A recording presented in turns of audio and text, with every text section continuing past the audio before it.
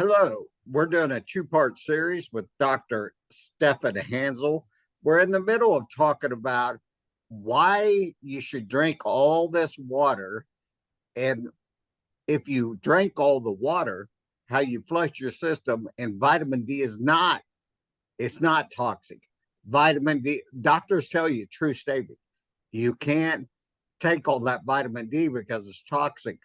That's a true statement if you didn't flush your system and you were overloading on vitamin D. But Dr. Coimbra was smart enough to flush that's why we drank 82 liters, or no, 2.5 liters, 84.5 ounces if you're an American of water or fluids a day. We don't usually include caffeinated beverage because they're a diuretic. Anyway, again, our guest here in this part two series is Dr. Stefan Hainzl from Austria. He's a medical doctor, and he's going to touch on vitamin D consumption a little bit here. Go ahead, take it away, doctor. Yeah, and you already said you have to drink a lot, but I think the vitamin D therapy is one of the biggest thing we have in the last years, and I think it's the biggest thing in all autoimmune therapy possibility. Yeah, and multiple sclerosis is, I think, the number one who is really doing super with Coimbra. Yeah? I started Coimbra in the year 2018, yeah? And you have to do, if you decide to go this way, yeah, you have to do a lot of things. One thing is to drink 2.5 liter water, and I drink just filtered water. It's very important here in Austria, because in Austria we have a very hard water. We say hard water. Right. And so I'm filtering my water. You are not allowed to eat milk or milk products. Yeah. And so you have to do, you have to create your life, and you have to take responsibility of yourself. Yeah. And that's I think the first step for you to read a lot of about the Coimbra, that you know what are you doing. Yeah, you have to take the responsibility for yourself. You have to know what you are doing, and if you know this, yeah, you will have a big success. You will have the biggest success, yes. And we know this. I know in the last 2 years, or the last year with my book, I got to know so much people. Yeah, I got so many emails who told me, everybody told me that it's going be better with Coimbra. Everybody who started Coimbra, it's changing their life. Everybody. There's something I'd like to touch on there that the doctor was talking about. We do a low calcium diet, not a no calcium diet, but low calcium. So we cut out dairy, hard water, pureeing your greens, things like that. But the protocol is not diet based; it's vitamin D based, and you can still have a little bit of calcium, but it's not a no calcium diet. You should have a little bit of calcium. Yeah, you need a little bit of calcium, but it's a no calcium. But the other thing he's touching on there is that, you can look at him. He's healthy, he runs, and doctors are going to tell you, oh, you can't take that much vitamin D. It's toxic. All right, let's educate you 1 second about vitamin D. The recommended daily allowance in the United States is 600. But if you were to go out in the noonday sun in the summertime and expose 80% of your skin, let's say you're in shorts, if you were to expose 80% of your skin, you may absorb from the sun 15 to 20,000 IU of vitamin D. Now, you don't get sick, you don't get cancer if you only stay out there for 15 or 20 minutes or 30 minutes, I used to have the best suntan of my life. And the recommended daily allowance is 600. It's not enough. It's not nearly enough. And if you figure that, and you know, doctors will say, well, it's bad for you. Well, if you go out in the sun for 20 minutes and you receive 10,000, you don't die, you don't get sick. You know, you need that. You need that vitamin D. But what have we done? We've told people don't go into direct sun. And if you do, slather this chemical on your skin, which prohibits your body from absorbing vitamin D. And we so desperately need that. All right, doctor, go ahead. That's my soapbox sermon there, I guess, about vitamin D. Yeah, that's I think one of the reasons why since the 1980 years, it's going more and more, getting more and more autoimmune illness, Yes. because every mom is always doing the skin Yes. filtering, and yeah, and I think with the less of vitamin D is a big problem the last years, and we know this, and I know it's multifactorial, but vitamin D is a big problem. It is. Absolutely. And And we know people, I this. want you to know something. He's a medical doctor and he's saying that.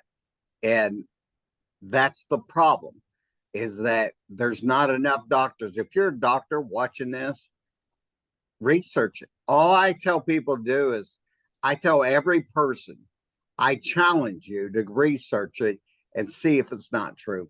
Go ahead, doctor. Yeah, but we know, we already know that the problem is the resistance of vitamin D. Yeah, that a Exactly. lot of Exactly. people have a big resistance of vitamin D. That means that the vitamin D doesn't have the effect which it should have. Yeah. It's not being absorbed. There's see people say, well, my vitamin D level's 4,000. All right, I'm just throwing a number out there, but my vitamin D is off the charts. Yeah. Well, that we don't care about that. That's like mine is off the scale. But you have to absorb the vitamin D, and how we know that the body is absorbing it. Dr. Coimbra found that as your body absorbs vitamin D, which is able to stave off the autoimmune disease naturally, the PTH, parathyroid hormone, its number begins to decrease. It's like a teeter-totter. As you increase one, the other goes down. So we pay attention to PTH. PTH doesn't do anything. It's not doing anything. It's just showing us that your body is absorbing vitamin D. Is that correct, doctor? Yeah, that's pretty correct. Yes, and I'm testing my PTH every few weeks. Yeah, and I'm testing my PTH. I'm testing my calcium. I'm testing my renal. What I don't know how to say in English. It's okay. Kidney function. Renal function. Yes. Yeah. All right. Yeah. And yeah, that's the things I'm testing the most. You don't have to test vitamin D because vitamin D is so high that you have to test it. Exactly. Yeah? That's what if you're watching the old interviews, people, Dr. Damas, I think, said that he's seen clients or patients whose vitamin D levels were 4,000. Okay, 4,000. You think, my goodness, how can it be that high? Well, they're just peeing it out. It's not absorbing into their system. So your vitamin D level can be high. We go on the amount. I think my level is also very high. Yeah. Yeah. But mine's 159 plus. That's what they write on the chart. Yeah. In Austria too. 160 plus. Yeah, they don't measure it. But the most important thing is the PTH, you know, and then you see if the resistance got Uh, What was do you know what your PTH number was when you started the protocol? yeah, 30. 30. That's not really, Yeah, but it took a long time to go down. oh, really? I See, people, really need a lot. that's another thing I want to touch on here is people are like, well, what's the PTH number? Well, you'll know it, or your doctor will know it when you get there because some people go from 60 down to 20 and they're Mm. still not there. I knew a woman who was taking well over the amount of vitamin D that I've ever heard of. And her PTH had stopped at 20. They Another doctor came in and it brought her up a little bit more, and her PTH dropped from 20 down to 0. And Oh, they had to bump it back down. But it was so funny. She was at that point where she just needed a little bit more vitamin D and her PTH would start dropping. But she was taking so much vitamin D, they were afraid to increase it. But once it was increased, it finally went down. I myself, uh, I went right to the lower end right after I started the protocol. There are some people whose PTH is stubborn, meaning we have to increase the vitamin D to get that number to start dropping. There are some people though, I mean 30, 40,000 IU of vitamin D and they start dropping like a rock. I knew somebody like that. So we don't know. That's a long story to say, people are always saying, well, what's the number? Well, Dr. Coimbra says towards the lower number, the low end of the scale. That's what we shoot for. But we don't know exactly. There isn't and an exact Adam, number. well, Go ahead, doctor. I think that the level of PTH is below 15. I think it should be. Yeah, but I needed a long time to get from 25 downwards. Yeah, and I needed a lot of vitamin D, and so but I could decrease the vitamin D now, and I can hold my level from PTH, and yes, I'm doing this. The problem in Austria is also 800 units. You should take. Yeah, that's International units, the IU. medical system says 800 units. Uh, we know. And now I'm measuring vitamin D. I think all my patients got their measurement of vitamin D, and I saw that they are very less. I saw levels from 10, 12, Wow. 15, 20, Wow. and if they take 1,000, they have not 20, they have 23 or 24. So they don't increase with 1,000 units per day. Yeah, and they have to. I think everybody can take, nevertheless, 4,000, 5,000 units. Everybody with, Dr. Coimbra, I think the safe limit yeah, is 10,000. yeah. I don't know that he recommends that. He's just saying that if you go out in the noonday sun, you're going to absorb that much from the sun.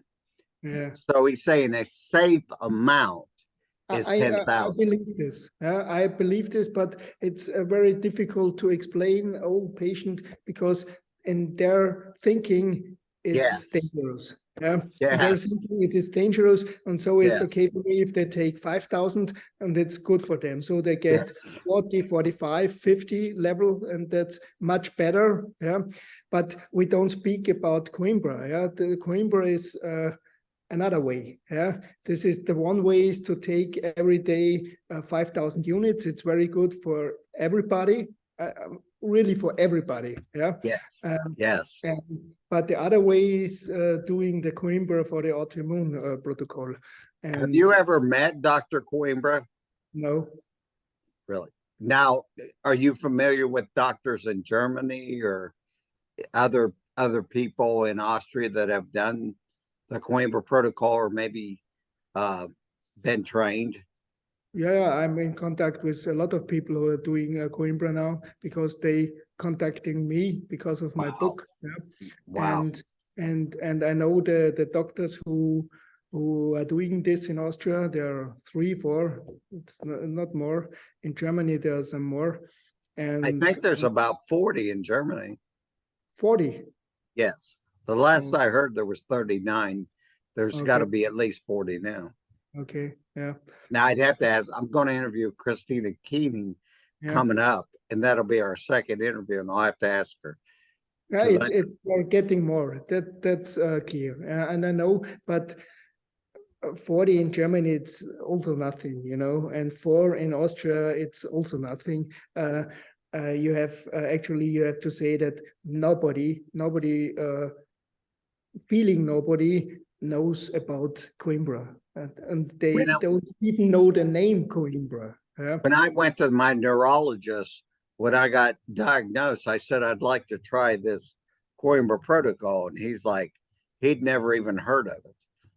Yeah, they don't want to do this because it's not their way. The neurologists, they have their own medicaments, and the problem of a neurologist is that they can't help you.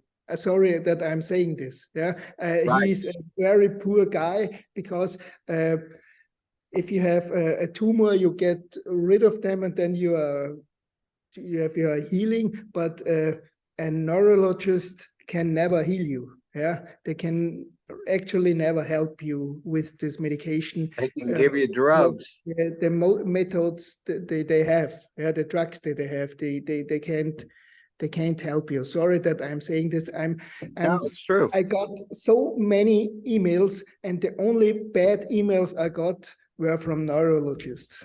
Yeah, uh, Wow. they were really a little yeah, I don't know how to say, they don't like me a lot. and and because I'm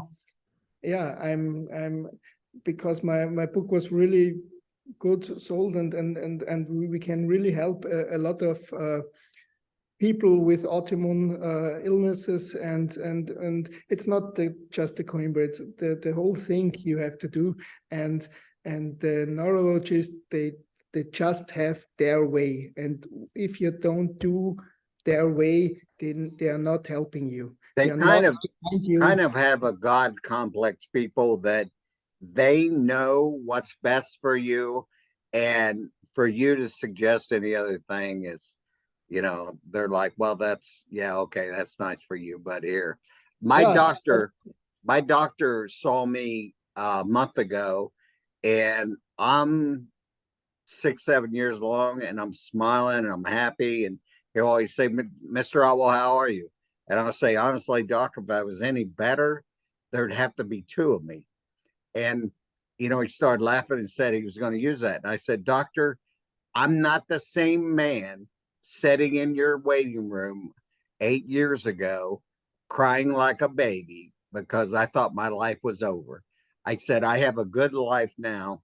And I said, my that's great. disease has Yeah, stopped, you know. And people ask you, well, how do you know your disease? What I was getting ready to say, sorry about that, people. He wanted to run the MRI on me. And he said, if I see progression, you know what I'm going to suggest. And I said, absolutely. He's going to suggest what he's been taught, which is to give me medicine. And I said, and you know what I'm going to tell you, don't you? And he laughed and he said, yeah. Well, guess what, people? They did an MRI on me after 6 years. He didn't call me back. Wonder why? Because we looked at the pictures. There's no progression. There's no activity. And the lesions that are there have shrunk. And so he didn't contact me back. And there's a devilish side of me that wants to call him and say, hey, doc, how's it going? What's going on? But I already know I can look at the pictures of myself. And that's after, well, probably 6 years on the protocol. And I'm going to tell you the biggest part for me is I feel great. When my eyes come open in the morning, I don't worry about MS anymore. It's a thing of the past. And I get to talk people like Dr. Hainzl, and you would our smiles are just so infectious because we feel like we've been let out of prison. MS is so terrible, so terrible. And as I'm watching Dr. Hansel Day, I just can't get over the smile on his face. But you can't stop smiling. You just feel so good. Anyway, doctor, I took over the interview again. You have It's anything? okay. It's also I did a MRI 3 4 years later because it was a time where I still went to an neurologist who yeah who wanted to know if I'm how I'm doing, and I did one, and the lesions got less.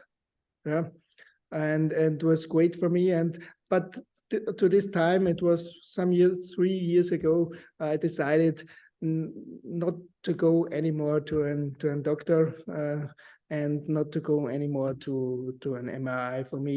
Why go when you feel so good? That's the way I am.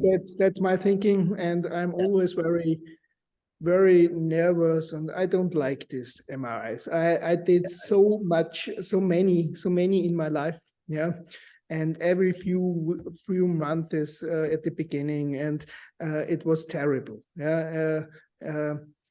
They Every are. time you are praying that it's not being more worth, and it got worse and worse. And three new lesions on parietal you read, yeah, and one did a contrast metal, and it was always getting worse and worse. And I stopped it because it got getting better.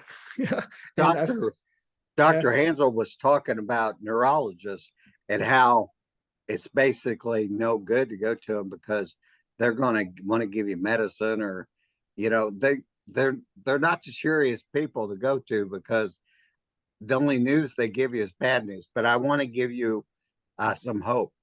Dr. Uh, Ivan Halifant is in the Ukraine, and he's busy right now fighting a war. But when this war is over with, Dr. I think it's Halifan is a neurologist. He's a new neurologist. He's young, and he wants to learn the Coimbra Protocol. We're in contact, and hopefully, when the war ends, he will be able to get trained, and he's going to be one of the first neurologists, other than Dr. Coimbra, It will and change his life. it will change his life. And he said to me one time when he was talking to me, he said, "You're really sold on this, aren't you?" And I said, "Oh my, yes." I took drugs, and I thought my life was over. And maybe I can't walk, but I have a good life. And that's the thing, people. I'll say this until my dying breath, and that is, you feel good. Don't you feel good, doctor? I feel really, really good. I feel like 20 years ago. And Exactly. I feel like some days that I'm 30 years old. If I didn't have these gray hairs in my head, I yeah, probably could pass for that. But um, I do. I feel good. And I wish, it's one of those things where you wish that you could tell everybody, you could tell the world. And we were talking before we started the interview, and I was like, you really, I mean, you want to grab people's ankles and say, please just listen to me. Please just try it. And some people won't do it because you don't have doctor on your lapel. He has doctor on his lapel, people. And so listen, be curious, use the brain God has given you and go research it. It doesn't cost you anything to research it. And don't think that you're not a neurologist or you're not a doctor. Just because you're a doctor, you might just be an educated idiot, you know. But there's some good doctors out there. And you know, absolutely. so anyway, I took over the interview again. I'm sorry. But you got anything to add, doctor? Oh, I don't know. You know, I think the conventional medicine is very difficult in MS. Yeah. We have no school medicine drugs which are Drugs. Yes. really helping. Yeah.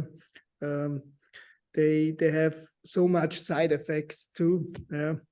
And Yes. that's the good thing with Coimbra, that you have that you have that you are pushing your immune system too. Yeah. Yeah, you're doing what your body was naturally created to do. That is fight the intruder.